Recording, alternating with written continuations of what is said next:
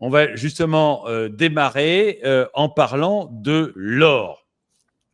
Il y a plusieurs choses qui m'intéressent sur l'or en ce moment. Déjà, on voit qu'il y a eu une hausse de l'or qui a été extrêmement importante ces dernières années, puisqu'en 10 ans, je crois qu'on est passé de 900 euros l'once à 3500 euros. Donc, c'est quand même titanesque comme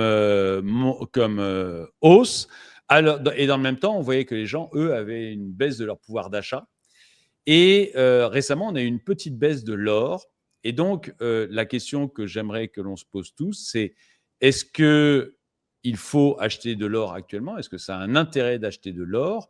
Ou est-ce qu'on est monté trop vite? Et est-ce que donc il faut peut-être attendre un peu que les choses se tassent avant de retourner sur l'or? Donc, pour pouvoir en parler, j'ai invité trois experts. On a Anthony Busco, qui est, j'ai oublié, business manager chez Aucoffre. On Bonjour. a Jérémy Blackwell, qui est le banquier des stars de la tech et qui est surtout gérant de fortune. Et on a Marie de Rennes, qui est sur Hibou. Alors, Hibou, c'est une chaîne YouTube que de plus en plus de personnes connaissent, mais c'est aussi un outil informatique pour vous aider à choisir les placements et les actions que vous pouvez prendre. Vous avez des liens pour tout le monde dans la description de la vidéo. Et juste avant de commencer, je veux remercier le sponsor de cette vidéo, d'autant plus qu'on a un représentant du sponsor avec nous. Le sponsor de cette vidéo, c'est Aucoffre. Donc, aucoffre.fr, c'est une société qui vous permet d'acheter de l'or, de l'argent. Il y a deux autres métaux précieux, c'est ça, Anthony, qu'on peut acheter avec Aucoffre? Oui, du platine et du palladium également. Voilà. Et qui a un énorme avantage, je dirais, c'est de conserver cet or ou ces métaux précieux pour vous. C'est conservé dans des coffres hautement sécurisés, dans des coffres qui sont sous douane à Genève. Alors, est-ce que, Anthony, tu pourrais nous dire rapidement quel est l'intérêt d'avoir des coffres sous douane? Oui, alors le principal intérêt de conserver l'or par notre intermédiaire, c'est d'une part qu'il est en dehors du système bancaire. Et lorsque l'on détient de l'or, l'objectif, c'est de se débancariser pour la plupart de nos clients. Donc là, il est en dehors du système bancaire et en plus de ça, il est en dehors de l'Union européenne. Et on sait que parfois l'Union européenne peut prendre des mesures restrictives quant à l'épargne des Européens. En tout cas, on en parle de plus en plus. Donc là, le fait de le stocker en Suisse procure ces deux avantages, en plus de l'aspect sécurité, évidemment, et de l'aspect liquidité, puisque le fait que l'or soit conservé chez nous, eh bien, forcément, le jour où on veut le revendre, c'est extrêmement simple. Et aucoffre.fr, alors vous existez depuis 15 ans, vous avez 40 000 utilisateurs et vous avez à peu près 1 milliard d'actifs sous gestion. Voilà. Donc, c'est une entreprise qui maintenant a pas mal d'ancienneté, a une certaine taille et qui permet d'acheter. Alors, facilement, on en parlait hors direct, juste avant. C'est facile d'acheter de l'or sur Aucoffre. Donc, c'est aussi un énorme avantage. En tout cas, merci beaucoup de sponsoriser ce live. Avec plaisir. Et alors, bon, on va tricher. Je vais commencer avec Anthony. Mais la question est très pertinente. Et ce qu'il faut se dire, c'est que l'or est considéré depuis des milliers d'années maintenant comme une réserve de valeur et comme une valeur refuge. Donc, depuis la fin des accords de Bretton Woods en 71, à l'époque, le dollar était indexé à l'or. Depuis cette période-là, le dollar repose sur la confiance et sur de la dette uniquement. Et l'or a une valorisation qui est devenue totalement indépendante. Et on a vu à travers l'histoire qu'à chaque fois qu'il y a des périodes de crise intense, l'or explose. Ça a été le cas, par exemple, en 2008, quand il y a eu la crise des subprimes. Un peu plus tard, en 2012, quand il y a eu la crise de l'euro. Ensuite, la politique du quoi qu'il en coûte en 2020 avec le Covid. Et là, les tensions géopolitiques avec la guerre en Ukraine, les conflits au Moyen-Orient ont encore plus dynamisé le marché de l'or du fait de l'incertitude globale qu'il peut y avoir au niveau macroéconomique et géopolitique. Donc, détenir de l'or, c'est à mes yeux, en fait, le gros risque, c'est pas d'acheter de l'or trop cher, c'est surtout de ne pas en avoir du tout, puisque on vit dans un monde qui est animé par des crises constantes, et ces crises ont tendance à se rapprocher, qui plus est. Donc, avoir de l'or aujourd'hui, même si on le paye 100 et quelques mille euros du kilo, ça vaut toujours le coup pour se sécuriser. En 2008, par exemple, le cours avait explosé. On était monté au plus haut de l'époque à 25 000 euros le kilo. Et à l'époque, certains disaient que le cours était trop élevé. Force est de constater que 15 ans après, le cours a quand même augmenté de manière significative. Alors moi je dois avouer que l'or, j'en parle depuis 1 ou 2 ans sur cette chaîne, et à chaque fois, je fais le même constat, c'est trop cher. Et du coup, j'en achète pas. Et et à chaque fois, 1 an après, je me dis: «Mais qu'est-ce que j'ai été bête de ne pas en acheter?» C'est vraiment quelque chose, j'arrive pas à m'y faire, mais Si ça peut te rassurer, François-Xavier, les banques centrales en achètent encore aujourd'hui. Donc, si les banques centrales en achètent aujourd'hui, c'est qu'il y a une raison. Alors certes, il est trop cher, mais il est trop cher par rapport à quoi? Et surtout, par rapport à quand? Il est trop cher par rapport à il y a 15 ans, ça c'est sûr, mais est-ce qu'il est trop cher par rapport à la valeur qu'il aura dans 10 ans? Et ça, c'est un peu moins sûr. Surtout qu'aujourd'hui, il y a un phénomène quand même très important au niveau mondial, c'est le phénomène de dédollarisation, puisque les pays des BRICS notamment se sont aperçus que les Américains pouvaient geler les réserves de change en dollars de manière très simple et de manière unilatérale surtout. C'est arrivé notamment à la Russie, qui n'était pas sur la même ligne que les États-Unis. Et les sanctions, la principale notamment, ça a été de geler les réserves de change en dollars. Et des pays comme la Chine, comme l'Arabie Saoudite, le Qatar, l'ont vu et se sont dit, mais en fait, détenir du dollar, c'est extrêmement risqué. Sauf que qu'est-ce qu'ils peuvent détenir d'autre que du dollar pour effectuer des transactions au niveau international?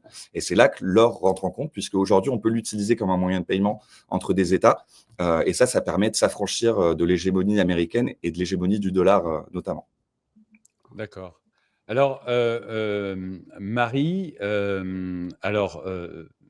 bon, je regarde voilà, je le disais aussi hors antenne, décidément, vous connaîtrez toute ma vie, mais je regarde assez régulièrement la chaîne de Hibou, sur lesquelles Marie et je me rappelle plus le nom du Guillaume. monsieur, et Guillaume, voilà, présentent régulièrement des entreprises, hein, et donc ils vous présentent par exemple l'entreprise Michelin. Je me rappelle, j'avais vu une vidéo sur Michelin sur Hibou, ou d'autres entreprises, Ruby par exemple aussi, que j'avais vu. Donc, ils présentent régulièrement des entreprises et vous disent, voilà, c'est intéressant enfin, c'est une belle entreprise, c'est pas une belle entreprise, où est-ce qu'elle se situe exactement, est-ce qu'elle a de l'avenir, etc. Marie est plus la femme des chiffres, qui va vous présenter les fondamentaux de l'entreprise. Et après, Guillaume regarde par rapport aux moyennes, aux écarts type Hibou, etc. Donc, voilà, tu vois, je regarde vraiment la chaîne. Hein, Oui, tout à fait, tout à fait. Et, et donc, la question que j'aurais à poser, Marie, ça serait plus, est-ce que, donc l'or, on peut l'acheter à travers des métaux réels, physiques, etc.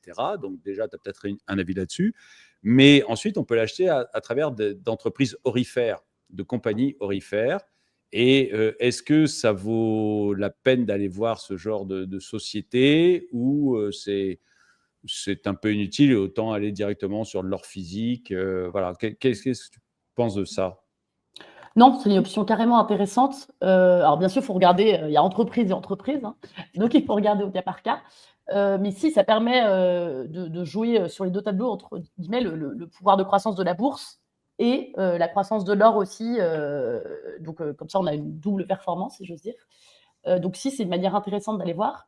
J'avais préparé un petit graphique sur le sujet de l'or, je veux bien que tu l'affiches. Nous, chez Oui, je Hibou, vais l'afficher. Alors, comme hop. tu le sais et comme vous qui nous regardez, vous le savez peut-être, c'est qu'on aime bien prendre beaucoup de recul. Et donc là, c'est un graphique qui vient de la lettre Vernimmen du mois de juin dernier. Donc je vous en recommande la lecture, c'est une super lettre. Ils ont mis sur ce graphique donc l'évolution d'un placement de 100 au 1er janvier 1854 jusqu'à aujourd'hui dans différentes choses. Donc on a l'or qui est la ligne en jaune. On a dans le CAC 40, ou le CAC 40 reconstitué bien sûr pour les 100 premières années, avec le réinvestissement des dividendes qui est représenté en gras noir. Et il y a également les obligations qui sont en gris clair et l'inflation en gris assuré. Et je précise, c'est une échelle qui est logarithmique, afin que la lecture soit facilitée, parce que sinon, tout serait très étalé comme ça. Et donc là, c'est intéressant. On voit que la ligne jaune de l'or, effectivement, comme Anthony le disait, jusqu'aux années 1970, en fait, il ne s'est pas passé grand-chose. Ça compensait tout juste d'inflation, en fait. Et avec la fin de la convertibilité du dollar en or, c'est là que l'or commence à connaître plusieurs envolées spectaculaires, et notamment lors des crises et des crises récentes. Et donc, in fine, si on regarde sur les 170 dernières années, ça commence à faire un sacré historique, l'or a fait quasi 3 fois mieux que l'inflation. Mais ce qu'on voit, c'est quand même que l'essentiel de l'écart s'est creusé sur les 50 dernières années. Il a fait aussi mieux que les obligations, se disant au passage.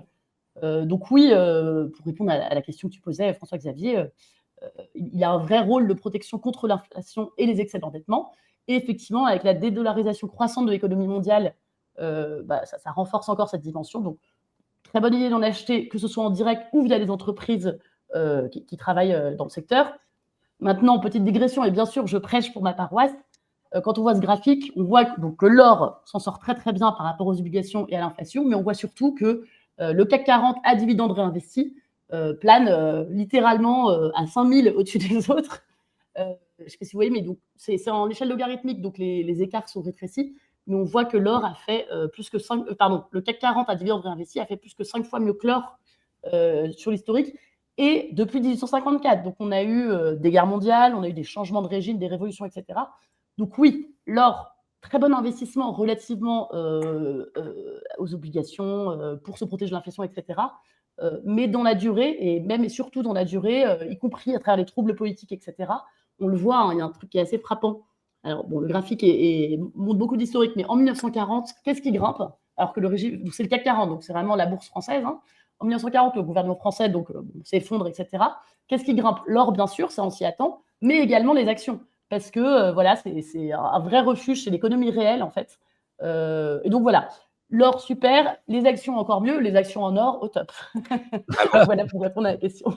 Je me permets de rebondir, si Oui, c'est vas-y. possible. Effectivement, c'est totalement juste, mais personnellement, je n'opposerais pas forcément les actions et l'or, puisque l'or, Non, c'est non. un actif sans aucun rendement, contrairement aux actions.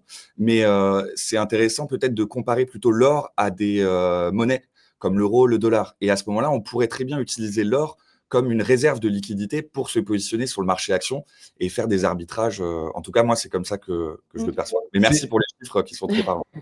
c'est- Non, mais c'est on ce est que d'accord dit dans tous les cas. c'est ce que dit le Yeti. En fait, c'est pas l'or qui prend de la valeur, c'est l'euro qui recule. Enfin, les monnaies classiques qui reculent. Je ne sais plus qui disait ça. Je crois que c'est Carnegie qui disait ça, ou JP Morgan, qui disait qu'en fait, l'or était la seule monnaie et que tout le reste n'était que des dérivés, en fait. Donc, il considérait le dollar, le franc, etc., comme des dérivés de l'or et pas du tout que l'or était la seule monnaie. Donc, c'est assez vrai. Puis c'est vrai que les actions et l'or, c'est deux utilités totalement différentes, quoi. On peut pas. Moi, voilà. Enfin, bon, moi, je réfléchis à acheter de l'or. J'en ai déjà parlé il y a 1 ou 2 semaines à mon public, donc il le sait. En fait, je vais en acheter, je sais, un petit Lagotan de 250 grammes pour ma petite fille qui va avoir 2 ans. Donc, elle s'en fiche. Elle aime autant la dinette à 19 € que je viens de lui offrir que le lingotin. Elle s'en fout complètement. Mais je pense que quand elle aura 18-20 ans, elle sera plus intéressée par le lingotin que par la dinette. Et moi, à titre personnel, c'est vrai que je réfléchis depuis longtemps à en acheter. Et à chaque fois, je me dis c'est trop cher. Donc, à chaque fois, je me demande. Et en fait, à chaque fois, j'ai tort. Donc, au moins, je le reconnais. Mais, Mécaniquement, et pour sa fille, ça, c'est ma fille qui est modératrice qui se demande si je pourrais pas lui offrir un lingotin. ça peut te rassurer en tout cas, François-Xavier. Dis-toi que mécaniquement, l'or, alors je ne fais pas de conseil en investissement, mais mécaniquement, l'or est voué à prendre de la valeur si on le compare à l'euro et au dollar, puisque ces monnaies-là reposent sur un modèle qui est inflationniste. D'autant plus quand on fait marcher la planche à billets et si les taux d'intérêt baissent encore, il va y avoir encore plus de masse monétaire. Si la masse monétaire augmente, l'or qui, lui, est en quantité limitée, donc sur un modèle déflationniste, mécaniquement, la valeur de l'or en euros et en dollars va prendre de la valeur avec le temps. Si ça peut te rassurer pour en acheter aujourd'hui. Non, ça me rassure. Ça rassure aussi. Voilà, le Yeti nous faisait remarquer la même chose. Ça fait 10 ans qu'on le dit et maintenant c'est trop tard. Mais en fait, il pense comme moi. Donc, enfin, comme j'avais l'habitude de le penser, c'est-à-dire que j'avais vu la hausse de l'or, moi, en 2020, quand on avait imprimé du papier monnaie à fond pour soutenir je ne sais pas quoi, mais en tout cas, il y a eu une grosse inflation monétaire en 2020 et je l'avais vu aussi quand on a eu les taux zéro par Draghi et je dis l'or doit être un bon truc. J'avais acheté un petit peu d'or à ce moment-là et puis je l'ai revendu trop vite en fait et depuis je me dis à chaque fois mon Dieu est-ce que j'ai raté un train. Mais voilà. Alors juste une question du coup pour Jérémy puisque tu es le banquier des stars de la tech et que tu es Comment son nom, ouais. et que tu es gestionnaire de fortune. Est-ce que toi, tu as des clients qui investissent en or? Parce qu'on se dit, la tech et l'or, c'est peut-être pas du tout le même rêve, quoi, ou la même personne. Donc, est-ce que tu as des clients qui investissent plutôt dans l'or, toi? Alors, moi, déjà, j'ai des clients dans tous les domaines. C'est vrai que j'accompagne beaucoup d'entrepreneurs, notamment dans la tech, mais j'ai vraiment des clients dans tous les domaines. Bah, pour moi, la meilleure opportunité sur l'or, en fait, moi, c'est ce que j'avais conseillé à mes clients en début d'année, c'est que je leur avais fait acheter effectivement des mines d'or, surtout. Pourquoi? Parce qu'en fait, l'or augmente depuis 3 ans environ, mais les mines d'or n'ont commencé à augmenter finalement que cette année quasiment. Il y a une espèce d'inertie assez importante entre le cours de l'or qui progressait et le temps que les marchés prennent conscience que c'était un mouvement vraiment qui allait durer. En fait, au début, les mines d'or n'ont quasiment pas bougé alors que l'or augmentait déjà fortement. L'or a pris plus de 130% en 3 ans, 54% depuis le début de l'année. Les mines d'or n'ont quasiment rien fait jusqu'en début d'année. Et puis là, donc moi j'avais acheté par exemple des Barrick Gold et des Newmont qui sont les deux plus grosses mines d'or qui ont pris toutes les 230% depuis le début de l'année, donc encore beaucoup plus que l'or. Donc moi mes clients ils ont plutôt investi sur l'or on va dire via des mines d'or. Après clairement je pense que l'or est vraiment la seule classe d'actifs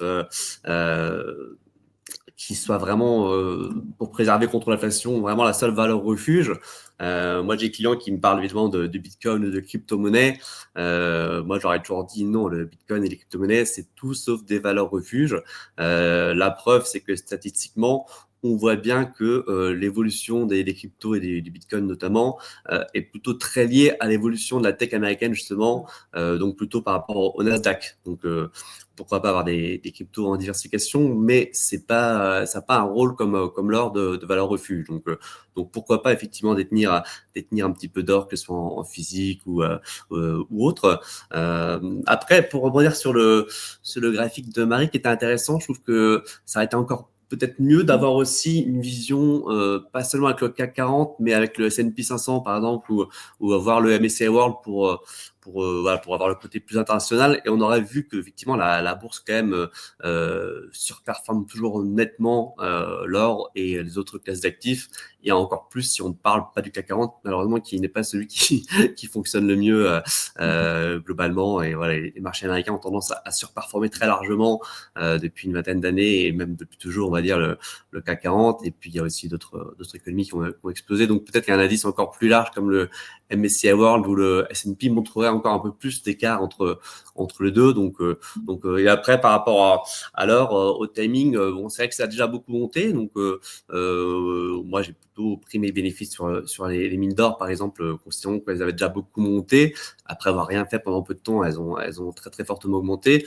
Après, je pense que l'or a encore toujours une marge de progression. Les analystes en moyenne, ils prévoient entre 4 500 et 5 000 $ à peu près pour le cours de l'or d'ici fin 2026. Donc, il y a quand même une marge de progression qui est encore assez importante. Clairement, Trump, il a vraiment une volonté de faire baisser le dollar, donc c'est ce qu'il a fait et ce qui a accentué aussi un petit peu la hausse de l'or et également des crypto-monnaies là, jusqu'au récent la récente correction qui a commencé. Mais après, il peut y avoir aussi des éléments à surveiller, notamment si la guerre en Ukraine se terminait par une voie pacifique, ce qui est toujours possible, on peut espérer, ça pourrait avoir un impact sur l'or au moins à court terme, et il y aura peut-être des opportunités à ce moment-là de se renforcer à ce moment-là. Voilà. Bon, toujours est-il que sur des niveaux qui se rapprocheraient des 5 000 $, moi je pense que j'aurais tendance quand même à prendre aussi des bénéfices sur l'or, mais dans une vision à long terme, c'est vrai qu'il n'y a pas tellement d'alternatives à l'or pour le côté à valeur refuge. Donc c'est vrai que c'est toujours intéressant d'en avoir un petit peu, que ce soit en direct ou indirectement dans des allocations. Alors, on va rebondir sur ce que tu disais justement sur la bourse. On va passer à la bourse. Mais avant, Il y a alors, deux choses avant. D'abord, je pense aussi que sur le très long terme, en valeur refuge, il n'y a quand même que l'or, quoi. Les cryptos, enfin, tout le reste, sur le très long terme, en refuge, hein, je parle pas de la bourse qui, pour moi, n'est pas une valeur refuge.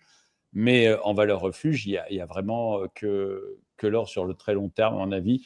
Et je ne pense pas qu'on puisse perdre de l'argent sur 30 ans, 40 ans en ayant acheté de l'or, quoi. Ça me paraît quasiment impossible.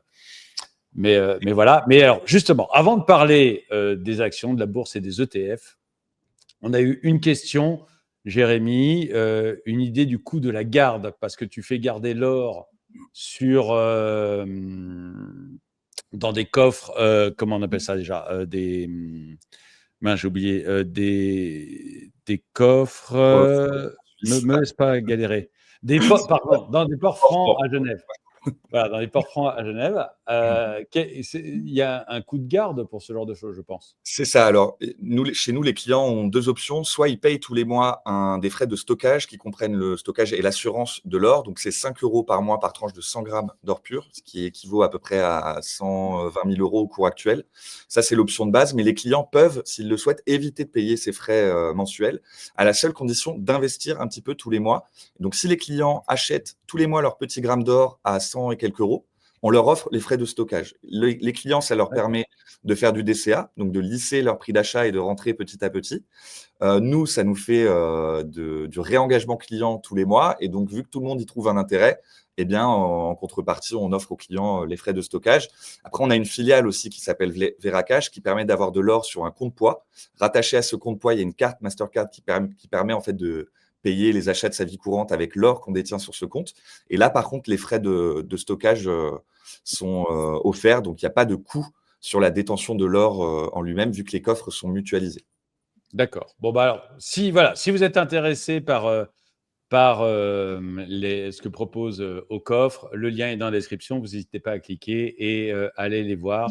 Ça, ça sera très bien. Et je crois qu'il y a même une offre spéciale pour Droma Economy. Quand on met le code Droma Economy, voilà, vous avez 5 € de réduction sur votre panier si vous mettez le code Droma Economy. Donc, n'hésitez pas à le faire.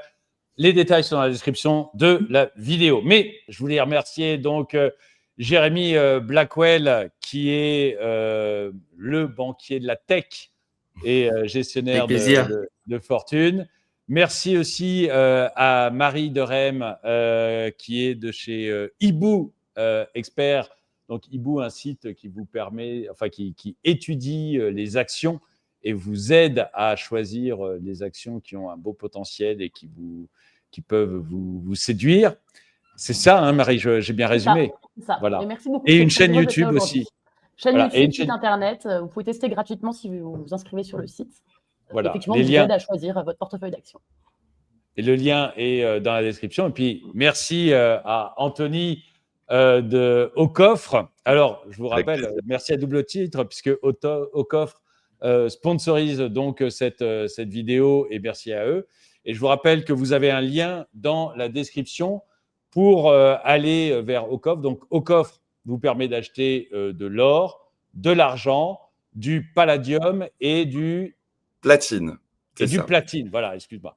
Et pour information, pour ceux qui nous écoutent, cette semaine, c'est la rencontre annuelle chez Aucoffre. Donc, on a une chaîne YouTube aussi où on a 100 000 abonnés. On propose du contenu éducatif sur la géopolitique, l'économie de manière générale. Et tout au long de la semaine, on va avoir des interviews le soir d'économistes, d'intervenants en tout genre qui vont faire des exposés sur la situation actuelle. Donc, pour ceux que ça intéresse, n'hésitez pas. Voilà. Et puis, l'un des gros avantages de Aucoffre aussi, c'est qu'ils peuvent conserver votre or, et ça, c'est vraiment intéressant. Notamment, ils le conservent en Suisse, dans les ports francs de Genève, ce qui vous permet d'avoir votre or en sécurité. Parce que, comme je le disais il y a peu de temps, mon ami aime bien avoir de l'or, enfin des bijoux en or. Son gros problème, c'est qu'elle les cache toujours très très bien chez elle, à tel point qu'elle-même n'est pas capable de les retrouver. Et que ça vient de m'arriver, ça. J'ai perdu une montre chez moi.